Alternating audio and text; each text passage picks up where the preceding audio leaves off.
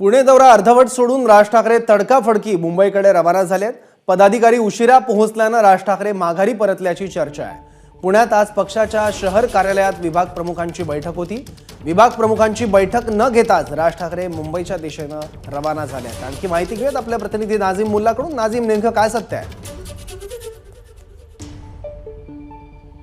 सौरभ, ही बैठक जी आहे ती सुरुवातीला सकाळी 11 वाजता होती। नंतर या बैठकीच्या वेळेत बदल करण्यात आला आणि दुपारी 2 ते 2:15च्या सुमारास या सगळ्या पदाधिकाऱ्यांना त्या ठिकाणी बोलवण्यात आलेलं होतं आणि मनसे अध्यक्ष राज ठाकरे हे सुद्धा बरोबर 2:15 वाजता कार्यालयात या ठिकाणी पोहोचले होते।